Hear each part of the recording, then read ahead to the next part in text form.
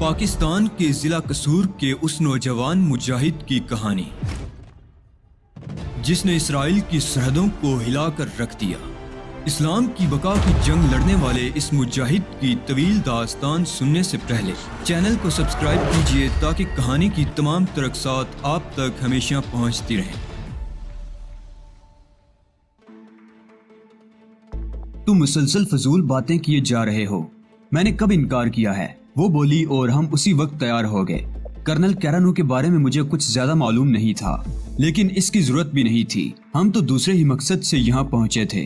ताहम दिल में ये ख्वाहिश जरूर पैदा हो रही थी कि कम से कम तांडोज की ज़ियारत तो कर ली जाए, देख तो लिया जाए कि उनका चीफ क्या अगराज़ो मकासद रखता है और उसका तरीका कार क्या है। हम सब पुलिस जीप में बैठकर चल पड़े। आयरे ने असलहे का माकूल बंदोबस्त कर लिया था और हम दोनों को चौकन्ना रहने की हिदायत की थी। वो खुद सरकारी जीप चला रहा था। एक एक लम्हा चौकन्ना रहकर हम ये 6 मील का फासला तय करने में कामयाब हो गए। हर लम्हा यही दड़का लगा रहता था कि अभी किसी तरफ से गोलियों की बौछार होगी और हमारे बदन खाको खून में लिपटे हुए नजर आएंगे।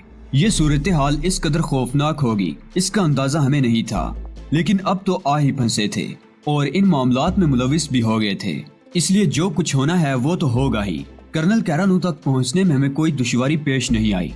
वो दरमियानी उम्र का एक अच्छा खासा चुस्त व चालाक आदमी था, जिसने पुरजोश अंदाज में हम तीनों से मुसाफा किया और फिर लड़की को बगौर देखते हुए कहा, ये खातून कौन है? गैली शाइन का नाम, और कहती हैं कि ये तांडोज की समत बताने पर आमादा हैं।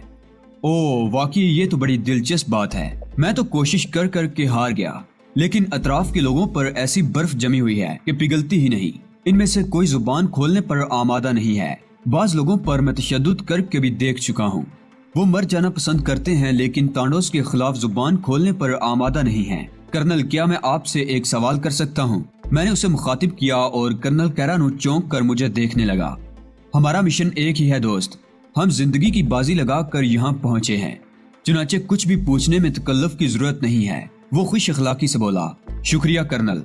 क्या आपने इस बात का अंदाजा लगाया कि कहीं ये लोग ज़हनी तौर पर तांडोज के मिशन से तो मुत्तफिक नहीं हैं? मैं तुम्हारी बात समझ रहा हूँ। मैंने इसका अंदाजा लगाने की कोशिश की है, लेकिन मैं इस नतीजे पर पहुंचा हूँ कि ये लोग कतई तौर पर तांडोज से कोई हमदर्दी नहीं रखते। कातिलों, डाकुओं और जराइम पेशा लोगों से कौन हमदर्दी रख सकता है? कर्नल ने कहा, गोया आपके कहने का मकसद ये है कि ये लोग तांडोज से हमदर्दी तो नहीं रखते, अलबत्ता उनसे खौफजदा हैं। हाँ, 100% यही बात है। तो फिर कर्नल, क्या प्रोग्राम है आपका? हम इस लड़की की रहनुमाई में उस समत सफर करेंगे जहाँ वो तांडोज छुपे हुए हैं। मैं यूं करता हूँ कि तकरीबन 150 अफराद साथ ले लेता हूँ। हम अपने साथ चंद टैंक भी लाए हैं ताकि किसी मौका पर ज्यादा मौसर कार्रवाई भी कर सकें। मेरा ख्याल है हम 2 टैंक साथ ले लेते हैं, कर्नल ने कहा। आयरन ने उसकी बात से इत्तफाक किया था। चुनाचे कर्नल ने पहले हमें अपने यहाँ ठहराया। लड़की के लिए भी उसने मुनासिब बंदोबस्त कर दिया था, लेकिन वो बेहाल मालूम होती थी। बार बार हम लोगों के पास पहुंच जाती थी और यही कहती थी कि हम लोग वक्त जाया कर रहे हैं और वक्त का ये ज़िया उसके महबूब के लिए नुकसानदेह होगा। पता नहीं तांडोज कब उसे कत्ल करके कहाँ फेंक दें। बहरहाल दिलासा देने के अलावा और कोई चारा कार नहीं था हमारे पास। कर्नल कैरानू ने जल्दी जल्दी इंतजामात किए और शाम का झटपटा होने से पहले हम वहाँ से चल पड़े। लड़की ने हमें वो समत बताई थी जिधर उसने तांडोज को जाते हुए देखा था। हर चंद की ये एक मुबहम सी कोशिश थी और इस सिलसिले में कोई उम्मीद अफजा बात नहीं कही जा सकती थी। फिर भी जरूरी नहीं था कि लड़की ने जो कुछ बताया है वो दुरुस्त ही होगा, लेकिन इस सूरत हाल से निपटने के लिए और कोई रास्ता नहीं था।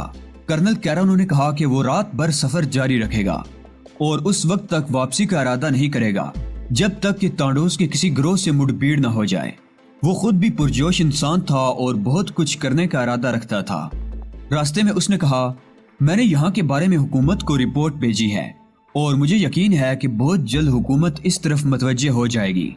जल्द ही कोई बड़ी फौज भेजी जाएगी जो यहाँ आकर सारा इंतजाम संभालेगी। फौरी तौर पर मैं 300 नौजवानों के साथ आया था। मेरे 2 साथी मेजर भी यहाँ काम कर रहे हैं और मैंने अपने तौर पर तांडोज के खिलाफ कुछ अकदाम किए हैं जिनका अभी कोई नतीजा बरामद नहीं हुआ, लेकिन हम मायूस बहरहाल नहीं हैं। कर्नल कैरानू और भी बहुत सी बातें करता रहा और हमारा सफर तय होता रहा। 4 ट्रकों में फौजी जवान सफर कर रहे थे। 2 टैंक तेज रफ्तारी से आ रहे थे। رات ہو گئی۔ رات کی گہری خاموشی میں ٹرکوں کے انجنوں کی آواز اور ٹینکوں کی گڑگڑاہٹ دور دور تک گونج رہی تھی۔ مجھے یقین تھا کہ تانڈوز ہماری آمد سے بے خبر نہیں ہوں گے۔ وہ یقیناً یہ بات جانتے ہوں گے کہ ان کے خلاف ایک فوجی دستہ حرکت میں آ چکا ہے۔ ان حالات میں اس لڑکی کے محبوب کا بچنا مشکل ہی تھا، لیکن اس راہ میں یہ ہماری رہنما تھی، اس لیے اسے ساتھ لے لیا گیا تھا۔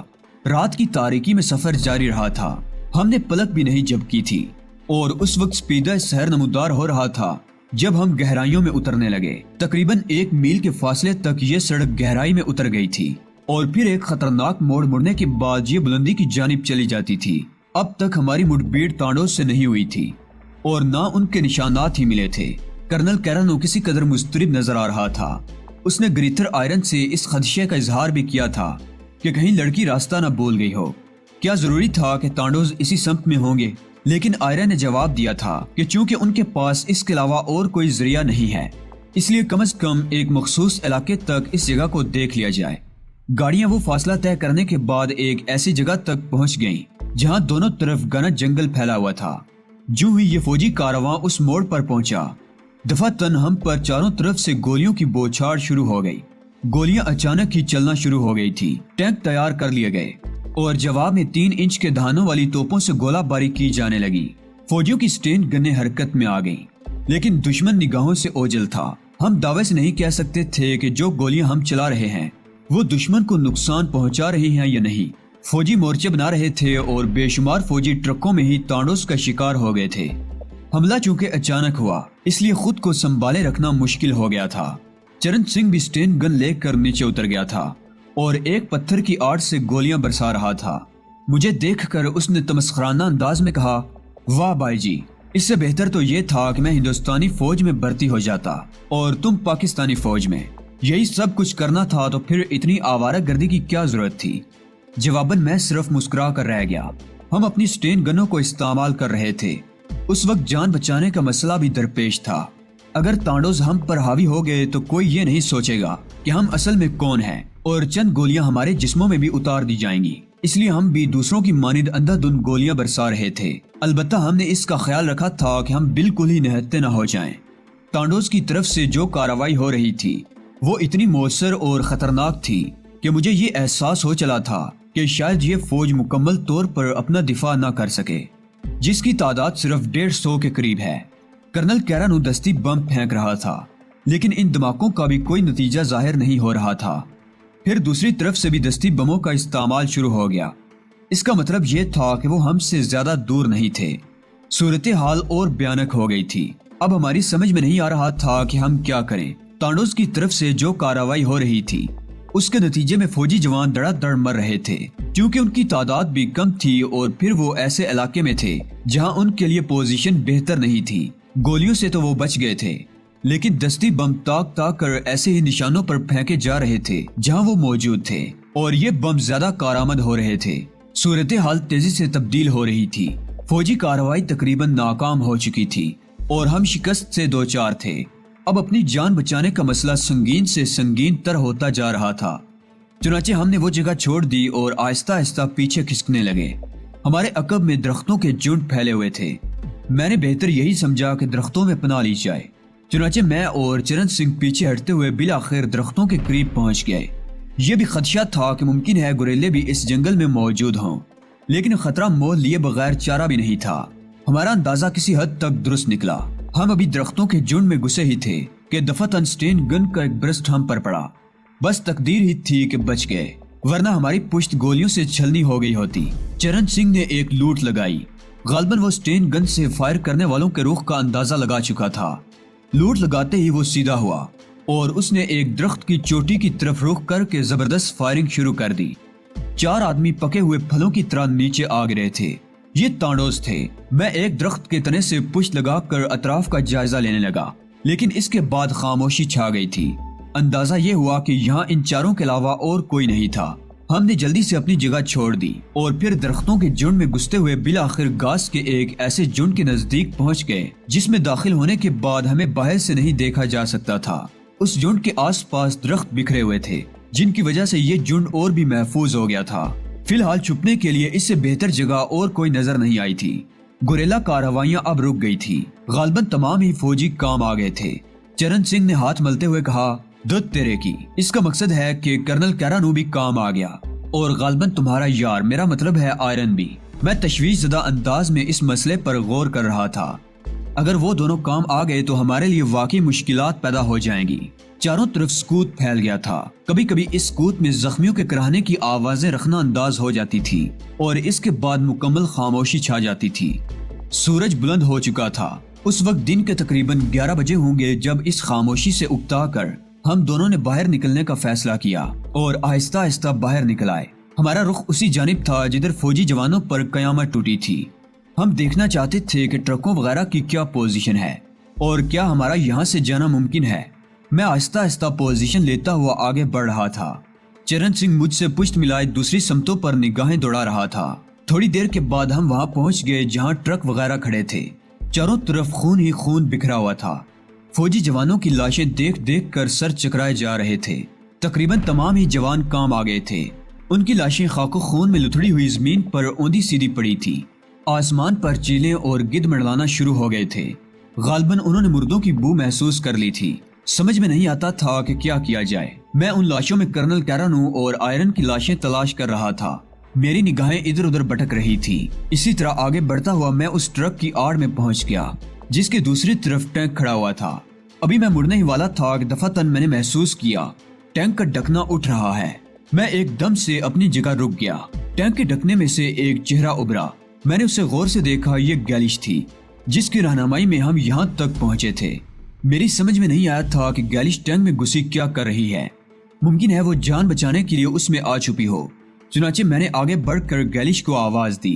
दूसरे ही लम्हे ढकना बंद हो गया और वो अंदर दुबक गई। उसके दुबकने की वजह एक लम्हे को तो मेरी समझ में नहीं आई, लेकिन बिल आखिर मैंने यही फैसला किया कि वो इस खून रेजी से खौफजदा हो गई है और यकीनन खौफजदा होकर ही अंदर छुप गई होगी। मैं अपनी स्टेन गन संभाले हुए आगे बढ़ा, लेकिन जो ही मैं टैंक के करीब पहुंचा दफातन ढकना दोबारा उठा और राइफल का शोला मेरे दाएं कान की लो छूता हुआ गुजर गया। मैं फौरन औंधा मुंह जमीन पर गिर पड़ा और फिर मुझे ये अंदाजा लगाने में दिक्कत नहीं हुई कि गैलिश कतई तौर पर बदहवास नहीं है, बल्कि यकीनी तौर पर कोई और ही मामला है। चरण सिंह ने मुझे देखा। वो घूम कर दूसरी जानिब से टैंक की समत आ रहा था। इस तरह हम दोनों पेट के बल रेंगते हुए टैंक के नजदीक पहुंच गए। मुझे एक बड़ी गलती का एहसास हो चुका था। गैलिश के बारे में मेरी राय बदल चुकी थी और मैं महसूस कर रहा था कि ये औरत दरअसल वो नहीं है जो इसने जाहिर किया था। यकीनन इस तरह वो हम लोगों को घेर गार कर यहाँ तक ले आई थी। इसके बाद ताज़ा सूरत हाल मजीद उलझन का बायस बन गई थी। एक दुश्मन औरत टैंक में छुपी हुई थी और मुसल्ला थी। इसके अलावा ये भी मुमकिन था कि अतराफ में तांडोस दहशत पसंद भी मौजूद हों। इस तरह हम खुली फजा में उनके निशाने की जद पर थे। ऐन उसी लम्हे पत्तों पर किसी के चलने की आहट हुई और हमें एहसास हो गया कि अब बुरा वक्त बिल्कुल करीब आ गया है। जरा सी गफलत हमारा खात्मा कर सकती थी। मेरी पुश्त की जानिब उभरने वाली आहट तेज होती जा रही थी। दफातन टैंक का ढकना एक बार फिर खुला और गोलियां बरसने लगी। ये गोलियां उस आहट की समत बरसाई गई थी। फिर मुकम्मल खामोशी छा गई। गालबन दूसरी तरफ जो कोई भी था वो इन गोलियों का शिकार हो गया था, या अगर नहीं हुआ था तो छुप गया था। लेकिन क्या गैलिश से गलती हुई है? क्या उसने हमारे धोखे में उन पर गोलियां बरसाई हैं? कोई फैसला करना मुश्किल था। आहिस्ता आहिस्ता मैं टैंक के करीब पहुंचकर जरा सा उठा और फिर एक छलांग लगाकर उसके ढकने के करीब पहुंच गया। अब सवाल यह था कि गैलिश को टैंक से बाहर किस तरह निकाला जाए। मैं अभी इस सिलसिले में सोच ही रहा था कि हल्की सी खड़खड़ाहट के साथ ढकना फिर उठा और जो ही गैलिश का चेहरा फजा में बुलंद हुआ, मैंने पूरी कुव्वत से उसकी गर्दन को अकब से अपने बाजू की गिरफ्त में जकड़ लिया और इससे पहले कि उसके अलग से एक चीख भी निकलती, मैं टैंक के अंदर कूद गया। अब वो मेरे रहमो करम पर थी। मैंने उसकी राइफल उठाई और बाहर फेंक दी। फिर उसे बालों से पकड़कर धकेला और नीचे धक्का दे दिया, जहां उसे संभालने के लिए चरण सिंह मौजूद था। गैलिश के बारे में अब ये यकीन हो गया था कि वो तांडोस से मिली हुई है और हमारे खिलाफ उनकी मदद कर रही है।